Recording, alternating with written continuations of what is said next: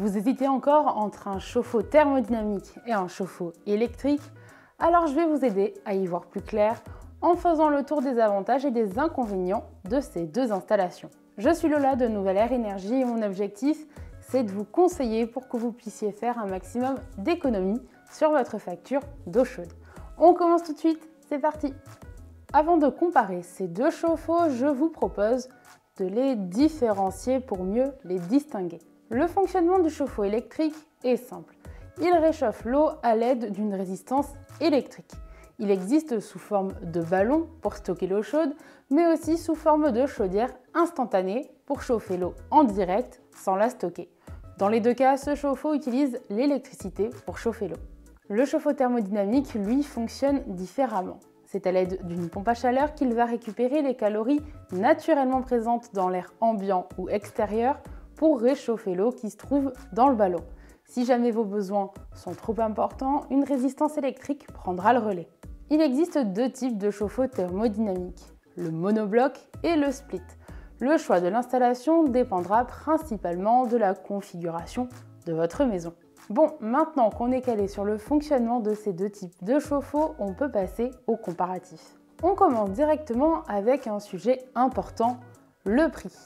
Comptez en moyenne entre 450 et 1700 € pour l'installation d'un chauffe-eau électrique classique, contre 1300 à 4000 € pour un chauffe-eau thermodynamique.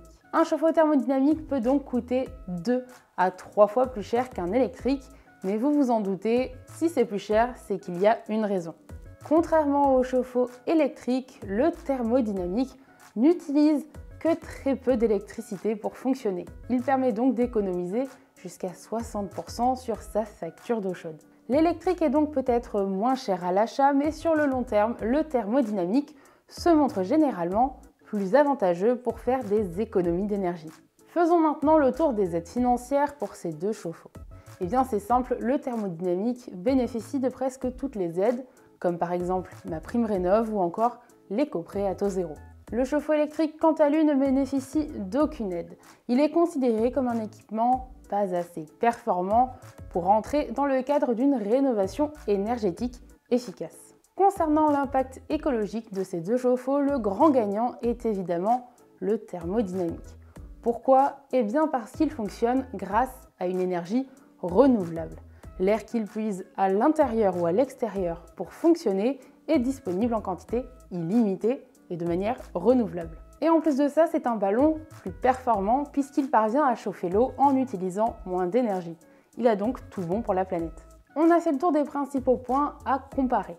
Si c'est encore flou et que vous ne savez toujours pas quel chauffe-eau choisir, ne vous inquiétez pas, on va éclaircir ça tout de suite. Pour ça, je vais vous poser une question. Quel est votre objectif principal avec votre nouveau chauffe-eau? Faire des économies sur votre installation ou faire des économies sur votre consommation? Si vous voulez simplement de l'eau chaude, vous pouvez opter pour un chauffe-eau électrique.